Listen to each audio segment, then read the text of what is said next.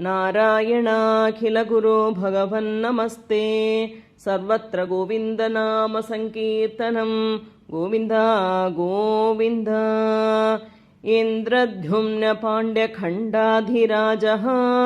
त्वद्भक्तात्मा चन्दनाद्रौ कदाचित् त्वत्सेवायामग्नधीरालुलोके नैवागस्त्यं प्राप्तमातिथ्यकामम्। कुम्भोद्भूति संभृतः क्रोधभारः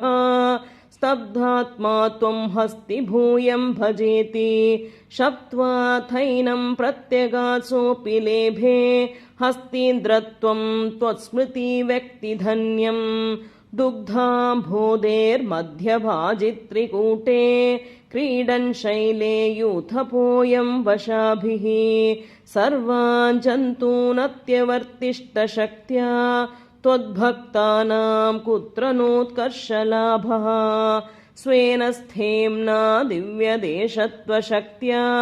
सोऽयं खेदान प्रजानन् कदाचित्। शैलप्रान्ते घर्मतान्तः सरस्यां यूथैः सार्धं त्वत्प्रणुन्नुभिरेमे। हुहुस्तावद्देवलस्यापि शापात् ग्राहीभूतस्तज्जले वर्तमानः। जग्राहैनं हस्तिनं पाददेशे शान्त्यर्थं हि श्रान्तिदोषि स्वकाना। त्वत्सेवाया वैभवादुन्निरोधं युध्यन्तं तं वत्सराणां सहस्रं। प्राप्ते काले त्वत्पदैकाग्रसिद्ध्यै नक्राक्रान्तं हस्तिवर्यं व्यधास्त्वम्। आर्तिव्यक्तप्राक्तनज्ञानभक्तिः शुण्डोक्षिप्तैः पुण्डरीकैः समर्चन्। पूर्वाभ्यस्तं निर्विशेषात्मनिष्ठं स्तोत्रश्रेष्ठं सोन्मगादीत्परात्मन्। श्रुत्वा स्तोत्रं निर्गुणस्थं समस्तं ब्रह्मेशाद्यैर्नाहमित्यप्रयाते। सर्वात्मा त्वं भूरि कारुण्यवेगात् तार्क्ष्यारूढप्रेक्षितो भूपुरस्तात्। हस्तीन्द्रं तं हस्तपद्मेन धृत्वा चक्रेण त्वं नक्रवर्यं व्यदारीः। गन्धर्वेऽस्मिन्मुक्तशापे स हस्ती त्वत्सारूप्यं प्राप्य देदीप्यते स्म। एतद्वृत्तं त्वां च मां च प्रगेयो गायेत् सोऽयं भूयसे श्रेयसे स्यात्। इत्युक्त्वैनं तेन सार्धं गतस्त्वं धिष्णं विष्णो पाहि वातालयेशा। नारायणाखिलगुरो भगवन्नमस्ते। सर्वत्र गोविन्दनाम संकीर्तनं गोविन्द गोविन्द। दुर्वासासुरवनिताप्तदिव्यमाल्यं शक्राय स्वयमुपदाय तत्र भूयः।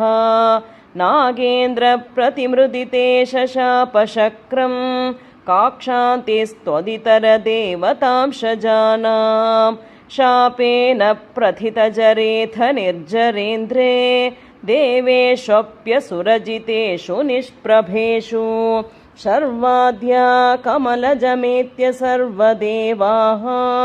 निर्वाणप्रभवसमं भवन्तमापुः। ब्रह्माद्यै स्तुतमहिमा चिरं तदानीं प्रादुष्यन् वरदपुरः परेण धाम्ना। हे देवादितिजकुलैर्विधाय सन्धिं पीयूषं परिमथतेति पर्यशास्त्वम्। सन्धानं कृतवति दानवैसुरौघे मन्थानं नयति मदेन मन्दराद्रिं। भ्रष्टेऽस्मिन् बदरविमोद्वहन् खगेन्द्रे सद्यस्त्वं विनिहितवान् पयः पयोधौ। आधाय द्रुतमथ वासुकिं वरत्रां पाथोदौ विनिहित सर्वबीजजाले। प्रारब्धे मथनविधौ सुरासुरैस्तैः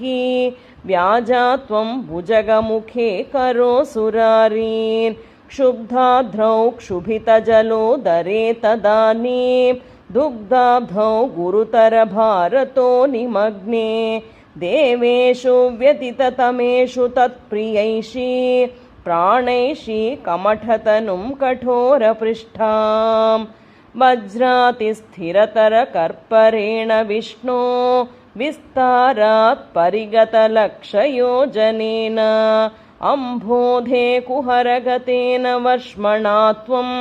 निर्मग्नं क्षितिधरनाथ मुन्निनेथ उन्मग्ने झटिति तदा धराधरेन्द्रे निर्मेधुदृढमिह सम्मदेन सर्वे आविश्यद्वितयगणेऽपि सर्पराजे वैवश्यं परिशमयन्न विवृधस्तान् उद्धामभ्रमणजवो न मद्गिरीन्द्र न्यस्तैकस्थिरतरहस्तपङ्कजं त्वाम् अभ्रान्ते विधिगिरिशादयः प्रमोदात् उद्भ्रान्ता नुनुवुरुपातपुष्पवर्षाः दैत्यौघे भुजगमुखानिलेन तप्ते तेनैव त्रिदशकुलेऽपि किञ्चिदात्रे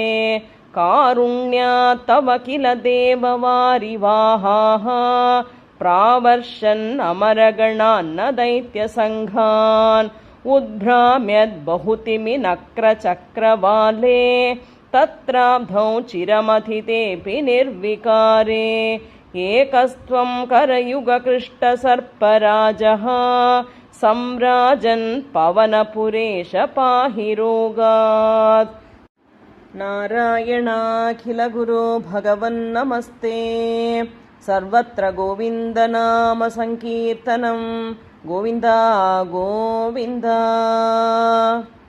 गरलं तरलानलं पुरस्तात् जलधेरुद्विजगालकालकूटम्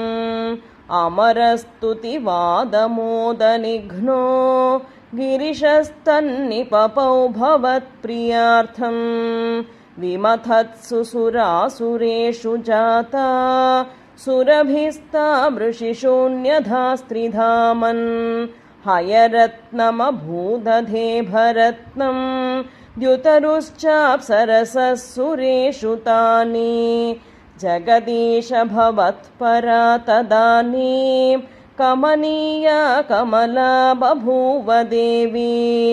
अमलामवलोक्ययां विलोलः सकलोऽपि स्पृहयां बभूव लोकः त्वयि दत्तहृदे तदैव देव्यै त्रिदशेन्द्रो मणिपीठिकां व्यतारीत् सकलोपहृताभिषेचनीयैः ऋषयस्तां श्रुतिगीर्भिरभ्यषिञ्चन् अभिषेकजलानुपातिमुग्ध त्वदपाङ्गैरवभूषिताङ्गवल्ली मणिकुण्डलपीतचेलहार प्रमुखैस्ताममरादयोन्वभूषन् वरणस्रजमातभृङ्गनादा ददती सा कुचकुम्भमन्दयाना पदसिञ्जितमञ्जुनूपुरा त्वां कलितव्रीलविलासमाससाद गिरिशद्रुहिणादिसर्वदेवान् गुणभाज्योऽप्यविमुक्तदोषलेशान् अवमृश्य सदैव सर्वरम्ये निहिता त्वय्यनयापि दिव्यमाला उरसा तरसा ममानिथैनां भुवनानां जननीमनन्यभावां त्वदुरो विलसत्तदीक्षणश्री परिवृष्ट्या परिपुष्टमास विश्वम् अतिमोहनविभ्रमा तदानीं मदयन्ती खलु वारुणी निरागात् तमसः पदमीमधास्त्वमेनाम् अतिसम्माननया महासुरेभ्यः तरुणाम्बुदसुन्दरस्तदा त्वं ननु धन्वन्तरिरुत्थितोऽम्बुराशेः अमृतं कलशे वहन् कराभ्याम् अखिलार्तिं हरमारुतालयेश। नारायणाखिलगुरो भगवन्नमस्ते। सर्वत्र गोविन्दनाम सङ्कीर्तनं गोविन्द गोविन्द स्वामिये शरणमय्यप्पा उद्गच्छतस्तव करादमृतं हरत्सु दैत्येषु तान् शरणाननुनीय देवान् सद्यस्तिरोदधितदेव भवत्प्रभावात् उद्यस्त्वयूथ्यकलहादितिजा बभूवुः श्यामामृचापि वयसापि तनुं तदानीं प्राप्तोऽसि तुङ्गकुचमण्डलभङ्गुरां त्वं पीयूषकुम्भकलहं परिमुच्य सर्वे तृष्णाकुला प्रतिययुस्त्वदुरोजकुम्भे का त्वं मृगाक्षि विभजस्व सुधामिमामिति आरूढरागविवशानभियाचतोमून् विश्वस्य ते मयि कथं कुलटास्मि दैत्याः इत्यालपन्नपि सुविश्वसितानतानीः मोदात् सुधा कलशमेषु ददत्सु सा त्वं दुश्चेष्टितं मम सहध्वमिति ब्रुवाण पङ्क्तिप्रभेदविनिवेशितदेवदैत्या लीलाविलासगतिभिः समदा सुधां ताम् अस्माश्रियं प्रणयिनीत्यसुरेषु तेषु जोषं स्थितेष्वथ समाप्य सुधां सुरेषु त्वं भक्तलोकवशगो निजरूपमेत्य स्वर्भानुमर्धपरिपीतसुधं व्यलावीः त्वत्तः सुधा हरणयोग्यफलं परेषु दत्त्वा गते त्वयि सुरैः खलु ते व्यगृह्णन् घोरेऽथ मूर्च्छतिरणे बलिदैत्यमाया व्यामोहिते सुरगणे त्वमिहा विरासीः त्वं कालनेमिमथमानि मुखाञ्जगन्ध शक्रो जघान बलिजम्भवलान् सपाकान् शुष्कार्द्रदुष्करवधेन मुचौ च लूने फेनेन नारदगिरान्यरुणोरणं त्वं योषा वपुर्धनुजमोहनमाहितं ते श्रुत्वा विलोकनकुतूहलवान् महेशः भूतैः समं गिरिजया जगतः पदं ते स्तुत्वा ब्रवीदभिमतं त्वमथोतिरोधाः आरामसी मणिचकन्दुकघातलीला लोलायमाननयनां कमनीमनोज्ञां त्वामेष वीक्ष विगलद्वसना मनोभू वेगादनङ्गरिपुरङ्गसमालिलिङ्ग भूयोऽपि विद्रुतवतीमुपधाव्य देवो वीर्यप्रमोक्षविकसत्परमार्थबोधः त्वन्मानितस्तव महत्त्वमुवाच देव्यै तत्तादृशस्त्वमववात निकेतनाथ स्वामिये शरणमय्यप्प सद्गुरुनाथने शरणमय्यप्प आभद्बान्धवने शरणमय्यप्प अनाथरक्षकने शरणमय्यप्प नारायणाखिलगुरो भगवन्नमस्ते सर्वत्र गोविन्दनाम सङ्कीर्तनं गोविन्द गोविन्द शक्रेण संयतिहतोऽपि बलिर्महात्मा शुक्रेण जीविततनुक्रतुवर्धितोष्मा विक्रान्तिमान् भयनिलीनसुरां त्रिलोकीं चक्रे वशे स तव चक्रमुखादभीतः पुत्रार्तिदर्शनवशाद् अतिर्विषण्णा तं काश्यपं निजपतिं शरणं प्रपन्ना त्वत्पूजनं तदुदितं हि पयोव्रताख्यं सा द्वादशाहमचरत् त्वयि भक्तिपूर्णा तस्यावधौ त्वयि निलीनमतेरमुष्याः श्यामश्चतुर्भुजवपुः स्वयमाविरासीः नम्रां च तामिह भवत्तनयो भवेयं गोप्यं मदीक्षणमिति प्रलपन्नयासीः त्वं काश्यपे तपसि सन्निदधत्त तानि प्राप्तोऽसि गर्भमदिते प्रणुतो विधात्रा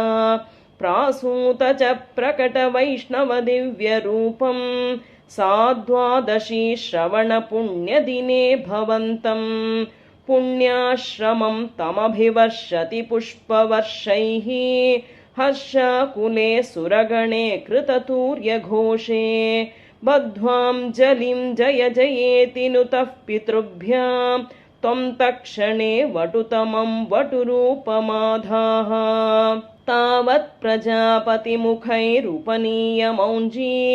दण्डार्जिनाक्षवलयादिभिरर्च्यमानः देदीप्यमानवपुरीशकृताग्निकार्यः त्वं प्रास्थिता बलिगृहं प्रकृताश्वमेधम् गात्रेण भावि महिमोचितगौरवं प्राक् व्यावृण्मतेव धरणिं चलयन्नयासीः छत्रं परोष्मतिरणातमिवा दधानः दण्डं च दानवजनेष्विव सन्निधातुं तां नर्मदोत्तरतटे हयमेधशालाम् आसे दुषित्वयि रुचा तव रुद्रनेत्रैः भास्वान् किमेष दहनोऽनुसनत्कुमारः योगीनुकोऽयमिति शुक्रमुखैः शशङ्के आनीतमाशु भृगुभिर्महसाभिभूतैः त्वां रम्यरूपमसुरपुलकावृताङ्गः भक्त्या समेतसकृति परिणिज्य पादौ तत्तोऽयमन्मधृतमूर्धनि तीर्थतीर्थम् प्रह्लादवंशजतया क्रतुभिर्द्विजेषु विश्वासतोऽनु तदिदं दितिजोऽपि लेभे यत्ते पदाम्बुगिरिशस्य शिरोभिलाल्यं सत्वं विभो गुरुपुरालय पालयेथाः। नारायणाखिलगुरो भगवन्नमस्ते सर्वत्र गोविन्दनाम संकीर्तनं गोविन्द गोविन्द प्रीत्या दैत्यस्तव तनुमहः प्रेक्षणा सर्वथापि त्वामाराध्यन्नजितरचयन्नञ्जलिं सञ्जगाद मत्तः किं ते समभिलषितं विप्रसूनो वदत्वं व्यक्तं भक्तं भवनमवनी वापि सर्वं प्रदास्ये तामक्षीणां बलिगिरमुपाकर्ण्यकारुण्यपूर्णोऽपि अस्योत्सेकं शमयितुमनाः दैत्यवंशं प्रशंसन् भूमिं पादत्रयपरिमितां प्रार्थयामासि तत्त्वं सर्वं देहीति तु निगदिते कस्य हास्यं न वा स्यात् विश्वेशं मां त्रिपदमिह किं याचसे बालिशस्त्वं सर्वां भूमिं वृणु किममुने त्यालपत्वां सदृप्यन् यस्मादर्पात् त्रिपदपरिपूर्त्यक्षमक्षेपवादान् बन्धं चासावगमददर्होऽपि गाढोपशान्त्यै पादत्रय्या यदि न मुदितो विष्टपैर्नापि दुष्येत् इत्युक्तेऽस्मिन् वरद भवते दातुकामेऽथतोऽयं दैत्याश्चार्यस्तव खलु परीक्षार्थिनः प्रेरणार्थं मामादेयं हरिरयमिति व्यक्तमेवाबभाषे याचत्येवं यदि स भगवान् पूर्णकामोऽस्मि सोऽहं दास्याम्येव स्थिरमिति वदन् काव्यशप्तोऽपि दैत्यः विन्ध्यावल्या निजदैतया दत्तपादाय तुभ्यं चित्रं चित्रं सकलमपि स प्रार्पयत्तोय पूर्वं निस्सन्देहं दितिकुलपतौ त्वय्यशेषार्पणं तद् व्यातन्वाने मुमुचुर्षयः सामर पुष्पवर्षं दिव्यं रूपं तव च तदिदं पश्यतां विश्वभाजा उच्चैरुच्चै अवृदवधीकृत्य विश्वाण्डभाण्डं त्वत्पादाग्रं निजपदगतं पुण्डरीकोद्भवोऽसौ कुण्डितोयै असि जनपुनाद्यज्जलं विश्वलोकान् हर्षोत्कर्षा सुबहुनृते खेचरेरुत्सवेऽस्मिन् भेरीं निघ्नन् भुवनमचर जाम्बवान् भक्तिशाली तावद्दैत्यास्त्वनुमतिमृते भर्तुरारब्धयुद्धाः देवोपेतै भवदनुचरैः सङ्गता भङ्गमापन् कालात्मायं वसति पुरतो यद्वशात् प्राग्जिता स्मः किं वो युद्धै इति बलिगिरा तेतपातालमापुः पाशैर्बद्धं पतगपतिना दैत्यमुच्चैरवादीः तार्तीयीकं दिश मम पदं किं न विश्वेश्वरोऽसि पादं मूर्धि प्रणय भगवन् नित्यकम्पं वदन्तं प्रह्लादस्तं स्वयमुपगतो मानयन्नस्तवीत्वाम् दर्पोचित्यै विहितमखिलं दैत्यसिद्धोऽसि पुण्यैः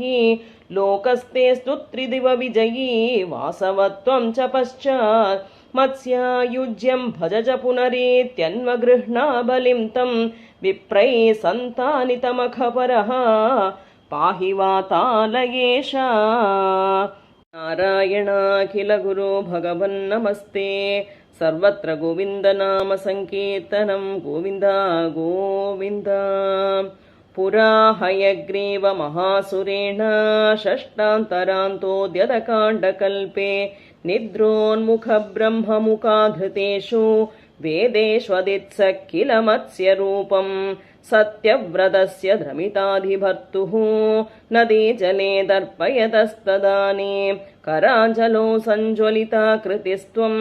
अदृश्यता कश्चन बालमीनः क्षिप्त्वं जले त्वां चकितं विलोक्य निन्ये भूपात्रेण मुनिः स्वगेहं स्वल्पैरहोभिः कलशीं च कूपं वापीं सरश्चानशिषे विभो त्वं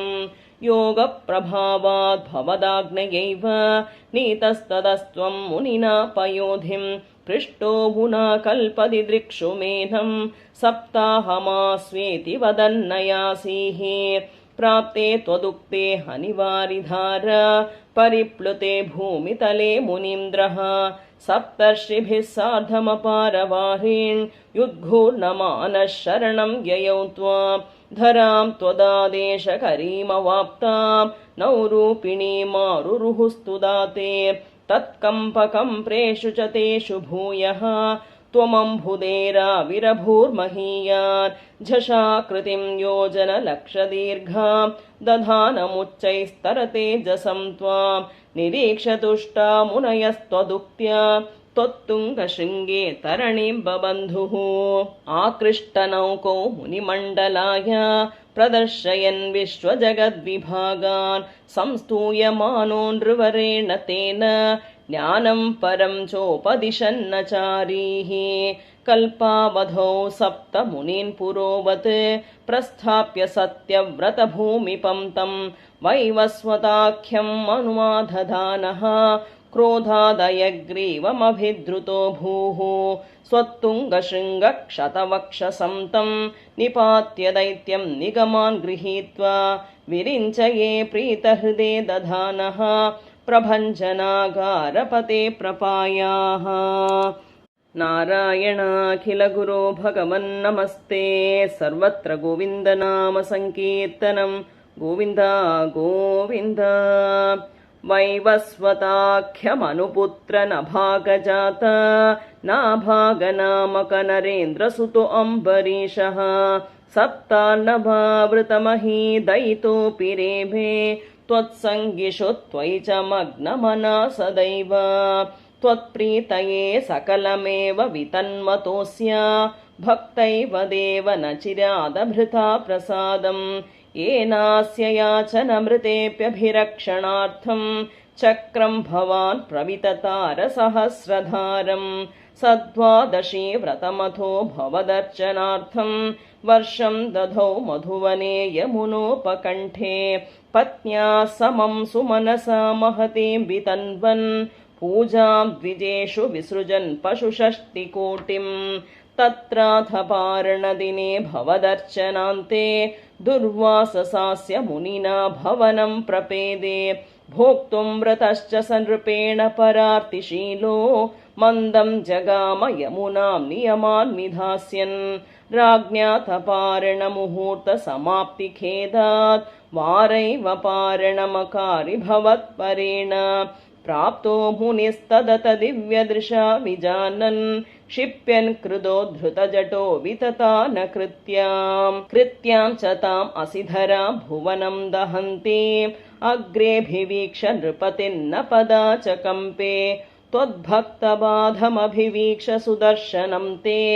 कृत्यानलं शलभयन् मुनिमन्मधावीत् धावन्नशेष भुवनेषु भिया स पश्यन् विश्वत्र चक्रमपि ते गतवान् विरिञ्चम् कक्कालचक्रमतिलङ्घयतीत्यपास्तः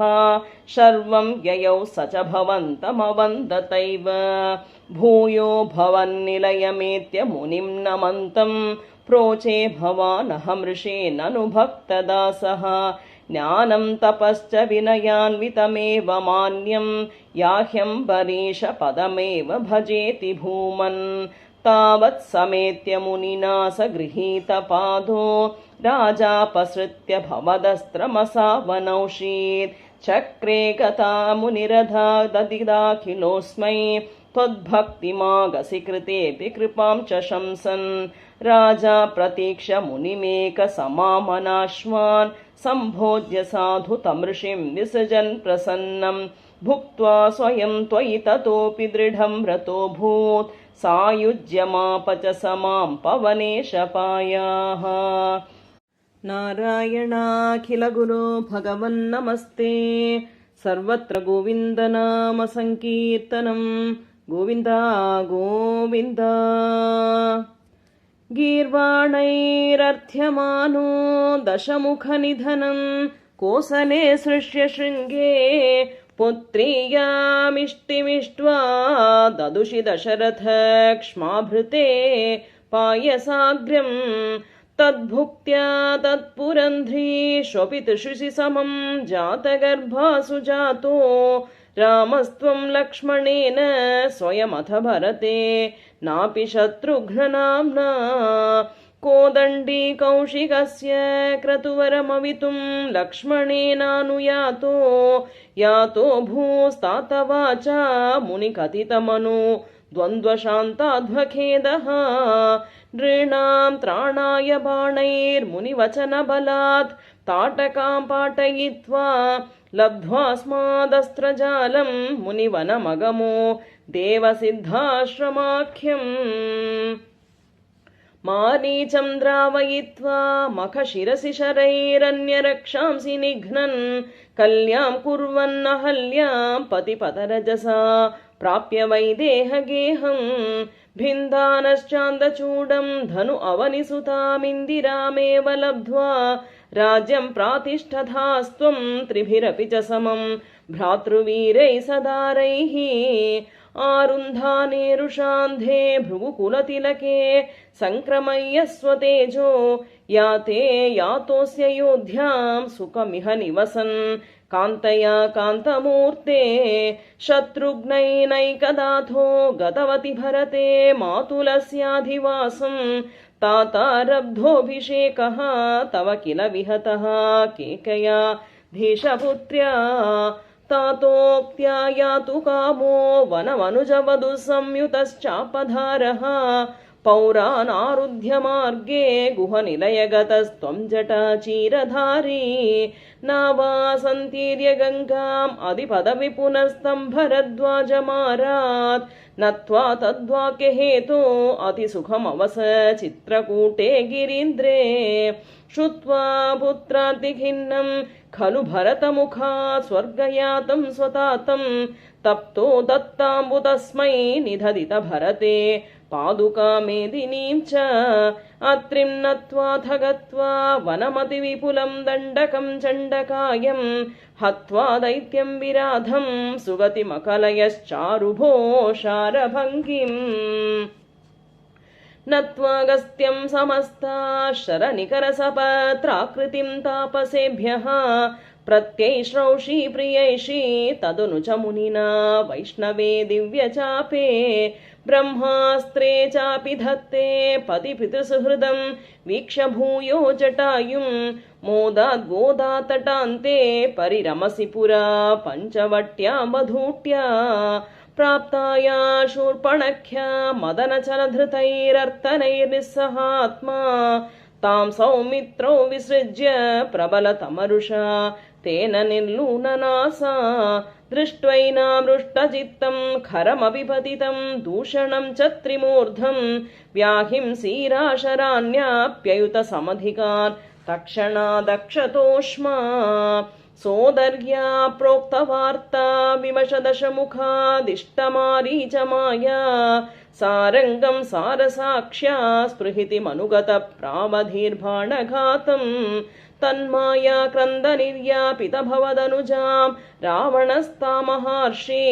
तेनार्तोऽपि त्वमन्तः किमपि मुदमधा त्वद्वधोपायलाभात् भूयस्तन्वीं विचिन्वन् अहृतदशमुखस्त्वद्वधूमद्वदेने त्युक्त्वा याते जटायौ दिवमतसुहृदप्राक्तनूप्रेतकार्यं गृह्णानत्तं कबन्धं जगनिथशबरीं प्रेक्षपम्पातटे त्वं सम्प्राप्तो वातसूनुं वृषमुदितमनाः पाहि वातालयेश नीतः सुग्रीवमैत्रीं तदनु हनुमता दुन्दुभेकायमुच्चैः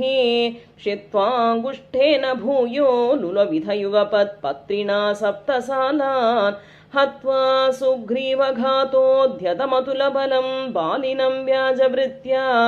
वर्षावेलामनैषी विरहतरलितस्त्वं मतङ्गाश्रमान्ते सुग्रीवेणानुजोक्त्या सभयमभियता व्यूहितां वाहिनीं तां रिक्षाणां वीक्षदिक्षु धृतमतदयिता मार्गणायावनम्रां सन्देशं चाङ्गुलीयं पवनसुतकरे प्रादिशो मोदशाली मार्गे मार्गे ममार्गे कपिभिरपि तदा त्वत्प्रिया सप्रयासैः त्वद्वार्ता कर्णनोद्यद्गरुदुरुजवसम्पाति सम्पाति वाक्य प्रोतीर्णानोधिरन्तर्नगरि जनकजां वीक्ष दत्त्वाङ्गुलीयं प्रक्षुद्योद्यानमक्षक्षपणचणरणः सोढबन्धोदशास्यं दृष्ट्वा पृष्ट्वा च लङ्का झटिति स हनुमान् मौलिरत्नं दधौ ते त्वं सुग्रीवाङ्गदादिप्रबलकपिचमूचक्रविक्रान्तभूमि चक्रोभिक्रम्य पारे जलधि निशिचरेन्द्रानुजाश्रीयमाणः तत्प्रोक्तां शत्रुवार्तां रहसि निशमयन् प्रार्थना पार्थ्यरोष प्रास्ताग्नेयास्त्रतेजः त्रसदुदधिगिरा लब्धवान् मध्यमार्गम् कीशैराशान्तरोपाहृतगिरिनिकरैः सेतुमाधाप्ययातो यातून्यामर्द्यदंष्ट्रा नखशिखरिशिला सालशस्त्रैः स्वसैन्यैः व्याकुर्वन् सानुजस्त्वं समरभुवि परं विक्रमं शक्रजेत्रा वेगानागास्त्रबद्धः पतगपतिगरोन्मारुतैर्मोचितो भूः सौमित्तिस्त्वत्र शक्तिप्रहृतिगलदसुर्वातजानीतशैल घ्राणात् प्राणानुपेतो व्यकृणुत कुसृति श्लाघिनं मेघनाथं मायाक्षौभेषु वैभीषणवचनहृतस्तम्भनः कुम्भकर्णं सम्प्राप्तं कम्पितोर्वीतलमखिलचमू भक्षिणं व्यक्षिणोस्त्वं गृह्णन् जम्भारि सम्प्रेषितपथरकवचौ रावणेनाभियुध्यन् ब्रह्मास्त्रेणास्य भिन्दन् गलततिमबलाम् अग्निशुद्धां प्रगृह्णन् देवश्रेणीवरो जीवितसमरमृतैरक्षतैरिक्षसङ्घैः लङ्काभर्ता च साकं निजनगरमगा सप्रियः पुष्पकेण प्रीतो दिव्याभिषेकैरयुतसमधिकान् वत्सरान् पर्यरंसीः मैथिल्यां पापवाचा शिव शिव किल तां गर्भिणीमभ्यहासीः शत्रुघ्नैर्नादयित्वा लवणनिशिचरं प्रार्थयः शूद्रपाशं तावद्वाल्मीकिगेहे कृतवसतिरूपा सूतसीतासुतौ ते वाल्मीके त्वस्तुतोद्गापितमधुरकृते राज्ञया यज्ञवाटे सीतां त्वय्याप्तुकाभे क्षितिमविशदसौ त्वं च कालार्तितो भूः हेतो सौमित्रिघाते स्वयमथ सरयो मग्ननिःशेषभृत्यैः साकं नाकं प्रयातो निजपदमगमो देववैकुण्ठमाद्यम् सोऽयं मर्त्यावतारस्तव खलु नियतं मर्त्यशिष्यार्थमेवं विश्लेषार्तिर्निरागस्त्यजनमपि भवेत् कामधर्मातिसक्त्या नो चे स्वात्मानुभूते क्वनु तव मनसो विक्रिया चक्रपाणे सत्वं सत्वैकमूर्ते पवनपुरपते व्याधुनु व्याधितापान् सत्वं सत्वैकमूर्ते पवनपुरपते व्याधुनु व्याधितापान् सत्वं सत्वैकमूर्ते पवनपुरपते व्याधुनु व्याधितापान् जानकीकान्तस्मरणं जय जय राम राम नारायणाखिलगुरो भगवन्नमस्ते सर्वत्र गोविन्दनाम संकीर्तनं गोविन्दा गोविन्द अत्रे पुत्रतया पुरा त्वमनुसूयायां हि दत्ताभिधो जातः शिष्यनिबन्धतन्त्रितमनाः स्वस्थश्चरन् कान्तया दृष्टो भक्ततमेन हे हयमही पालेन तस्मै वरान् अष्टैश्वर्यमुखान् प्रदाय ददिथ स्वेनैव चान्ते वधम् सत्यं कर्तुमतार्जुनस्य च वरं तच्चक्तिमात्रा नतं ब्रह्मद्वेषितदाखिलं नृपकुलं हन्तुं च भूमेर्भरम् सञ्जातो जमदग्नितो भृगुकुले त्वं रेणुकायां हरे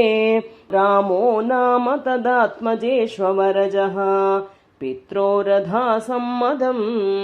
लब्ध्वान्मायगणश्चतुर्दशवयाः गन्धर्वराजे मनाक् आसक्तां किल मातरं प्रतिपितुः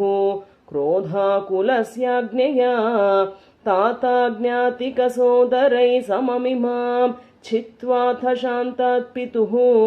तेषां जीवनयोगमापिथवरं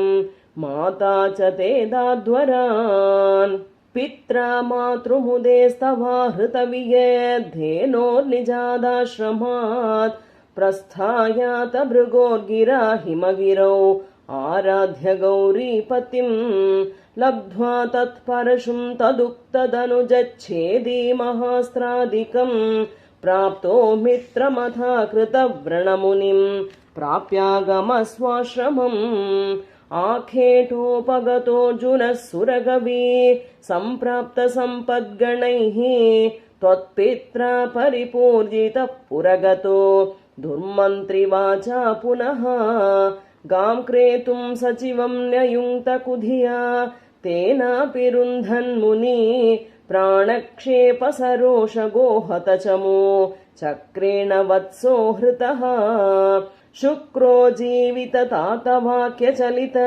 क्रोधोतसख्या समं बिभ्रध्यातमहोदरोपनिहितं चापं कुठारं शरान् आरूढः सह वाहयन्त्रकरथं माहिष्मतीमाविशन् वाग्भेर्वत्समदाशु शिक्षितिपतौ सम्प्रास्तुथा सङ्गरम् पुत्राणामयुतेन सप्तदशभेश्चाक्षौहिणीभिर्महा सेनानीभिरनेकमित्रनिवहैः व्याजृम्भिता योधनः सद्यस्त्वत्यकुठारबाणविदलन् निःशेषसैन्योत्करो भीतिप्रद्रुतनष्टशिष्टतनयः त्वामापतद्देहयः लीलावारितनर्मदा जलवल लङ्केशगर्वापः श्रीमद्बाहुसहस्रमुक्तबहुश स्त्रास्त्रं निरुन्धन्नमुं शक्रे त्वय्यत वैष्णवेऽपि विफले बुद्ध्वा हरिं त्वामुधा ध्यायन्तं चितसर्वदोषमवधीः सोगात्परं ते पदं भूयो मर्षितहेहयात्मजगणैः ताते हते रेणुकाम् आज्ञानां हृदयं निरीक्ष्य बहुशो घोरां प्रतिज्ञां वहन् ध्यानानीतरथाह्युतस्त्वमकृताः विप्रद्रुहक्षत्रियान् दिश्चक्रेषु कुठारयन् विशिखयन् निक्षत्रियां मेदिनी तातो जीवनकृन्नु पालककुलं त्रिसप्तकृत्वो जयन् सन्तर्प्यात समन्त पञ्चकमः रक्तहृदौघे पितृन् यज्ञेक्ष्मामपि काश्यपादिषु दिशन् साल्वेन युध्यन् पुनः कृष्णो मुं निहनिष्यतीति शमितो युद्धात् कुमारैर्भवान् न्यस्यास्त्राणि महेन्द्र भूभृति तपस्तन्वन् पुनर्मर्जिताम् गोकर्णावधिसागरेण धरणीं दृष्ट्वार्थितस्तापसैः ध्यातेश्वासधृतानलास्त्रचकितं सिन्धुं स्रुवक्षेपणात् उत्सार्यो धृतकेरलो भृगुपते वातेश संरक्ष माम्। नारायणाखिलगुरो भगवन्नमस्ते। सर्वत्र गोविन्दनाम संकीर्तनं गोविन्द गोविन्द। सान्द्रानन्दतनो हरेननु पुरा दैवासुरे सङ्गरे त्वत्कृता अपि कर्मशेषवशतो एतेन याता गतिं तेषां भूतलजन्मनां दितिभुवां भारेण दूरार्दिता भूमिः प्राप विरिञ्चमाश्रितपदं देवैः पुरैवागतैः हा हा दुर्जन भूरि भारमथितां पाथो निधौ पातुकाम् एतां पालयहं तमे विवशतां सम्पृच्छ देवानिमान् इत्यादि प्रचुरप्रलापविवशाम् आलोक्य धाता महीं देवानां वदनानि वीक्ष्य परितो दध्यौ भवन्तं हरे ऊचे चाम्बुजभूरमूनयिसुराः सत्यं धरित्र्या वचः नन्मस्या भवतां च रक्षणविधौ दक्षो हि लक्ष्मीपतिः सर्वे शर्वपुरःसरा वयमितो गत्वा पयोवारिधिं नत्वा तं स्तुमहे जवादिति ययुः साकं तवाकेतनम् ते मुग्धानिलशालिदुग्धजलधेः तीरं गता सङ्गताः यावत् त्वत्पदचिन्तनैकमनसः तावत् सपाथो जभूः त्वद्वाचं हृदये निशम्य सकलान् आनन्दयन्नूचिवान् आख्यातः परमात्मना स्वयमहं वाक्यं तदा कर्ण्यताम् जाने दीनदशामहं दिविशदां भूमेश्च भीमैर्नृपैः तक्षेपाय भवामि यादवकुले सोऽहं समग्रात्मना देवा वृष्णिकुले भवन्तु कलया देवाङ्गनाश्चावनौ मत्सेवार्थमिति त्वदीयवचनं पाथो जभूरुचिवान् श्रुत्वा कर्णरसायनं तव वचः सर्वेषु निर्वापित स्वान्तेष्वीश गतेषु तावककृपा पीयूषतृप्तात्मसु विख्याते मधुरापुरे किल भवत् सान्निध्यपुण्योत्तरे धन्यां देवकनन्दनामुदवहत् राजा सशूरात्मजः उद्वाहावसितौ तदीयसहजः कंसोत्थ सम्मानयन् एतौ सूततया गतः पतिरथे व्योमोत्थया त्वद्गिरा अस्यास्त्वाम् अतिदुष्टमष्टमसुतो हन्तेति हन्तेरितः सन्त्रासा सतु हन्तुमन्तिकगता तन्वीं कृपाणीमधात् गृह्णानश्चिकुरेषु तां खलमतिः शौरेश्चिरं सान्त्वनैः नो मुञ्चन् पुनरात्मजार्पणगिरा प्रीथोतयातो गृहान् आद्यं त्वत्सहजं तथार्पितमपि स्नेहेन नाहन्नसौ दुष्टानामपि देवपुष्टकरुणा दृष्टा हि धीरे कदा तावत्त्वन्मनसैव नारदमुनिः प्रोचे स भोजेश्वरं यूयं नन्मसुरासुराश्च यदवो जानासि किं न प्रभो मायावी स हरिर्भवद्वदकृते भावी सुरप्रार्थनात् इत्याकर्ण्य यदूनधूधुनदसौ शौरेश्च सूनूनहन् प्राप्ते सप्तमगर्भता महीपतौ त्वत्प्रेरणान्मायया नीते माधवरोहिणीं त्वमपि भोः सच्चित्सुखैकात्मकः देवक्या जठरं विवेशिथ विभो संस्तूयमानः सुरैः सत्वं कृष्ण विधूय रोगपटलीं भक्तिं परां देहि मे आनन्दरूप भगवन्नयितेऽवतारे प्राप्ते प्रदीप्तभवदङ्गनिरीयमाणैः कान्तिव्रजैरिव घनाघनमण्डलैर्द्याम् आवृण्वति बिरुरुचे किल वर्षवेला आशासु शीतलतरासु पयोदतोयैः आशासिताप्तिविवशेषु च सज्जनेषु नैषा करोदयविधौ निशिमध्यमायां क्लेशापहस्त्रिजगतां त्वमिहा विरासीः नारायण नारायण नारायण नारायण नारायण नारायण नारायण नारायण नारायण नारायण नारायण नारायण नारायण नारायण नारायण नारायण तमद्भुतं बालकमम्बुजेक्षणं चतुर्भुजं शङ्खगदार्युधायुधं श्रीवत्सलक्ष्मं गलशौभिकौस्तुभं पीताम्बरं सान्द्रपयोदसौभगं महार्हवैढूर्यकिरीटकुण्डल त्विषा परिक्ष्वक्तसहस्रकुन्तलम् उद्भामकाञ्चङ्गदकङ्कणादिभिः विरोचमानं वसुदेव ऐक्षत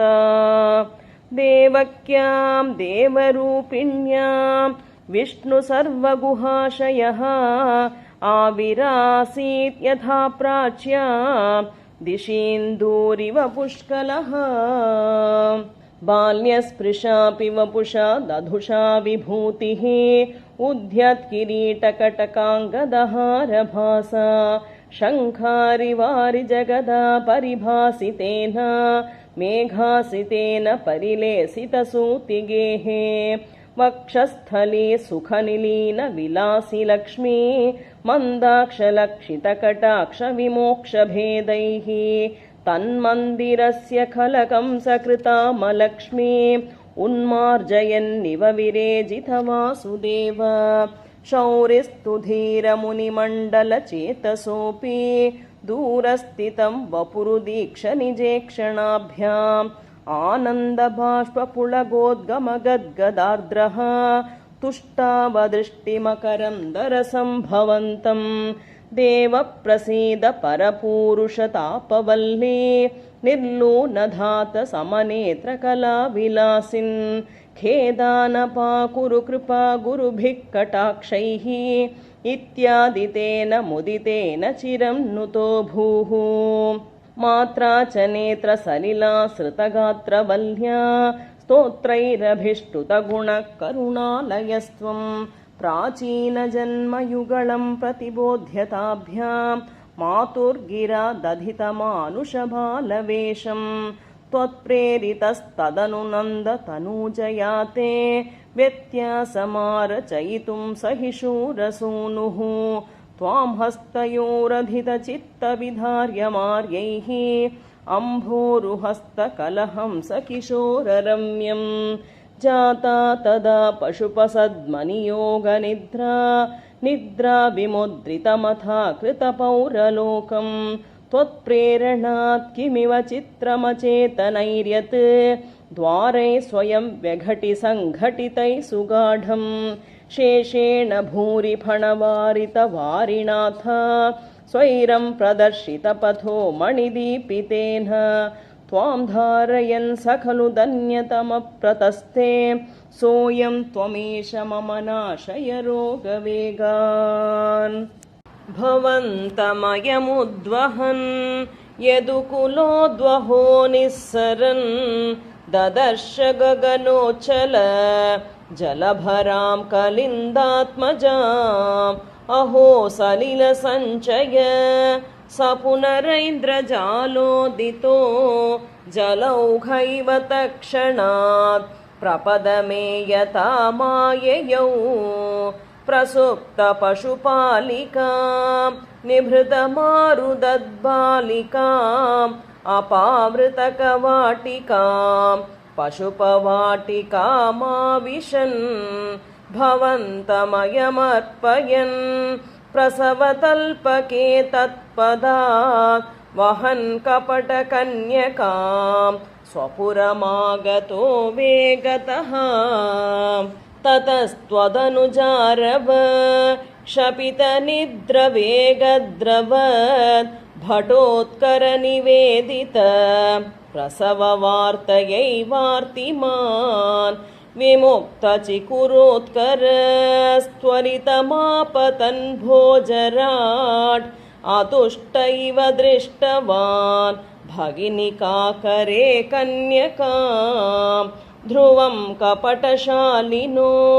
मधुहरस्य माया भवेत् असाविति किशोरिकां भगिनिकाकरालिङ्गितां विपो नळिनिकान्तरा दिवमृणालिकामाक्षिपन् अयं त्वदनुजामजा मुपलपट्टके पिष्टवान् ततो भवदुपासको झटिति मृत्युपाशादिव प्रमुच्यतरसैव सा समधिरूढरूपान्तरा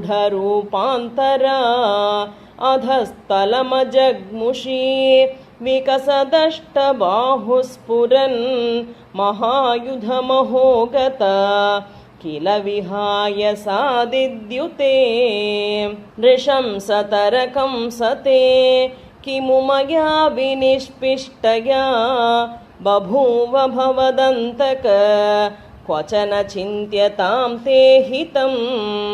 इति त्वदनुजा विभो खलमुदीर्य तं जग्मुषी मरुद्गणपणायिता भुवि च मन्दिराण्येयुषी प्रगे पुनरगात्मजा वचनमीरिता भूभुजा प्रलम्बभकपूतना प्रमुखदानवामानिनः भवन्निधनकाम्यया जगति भभ्रमुर्निर्भयाः कुमारकविमारका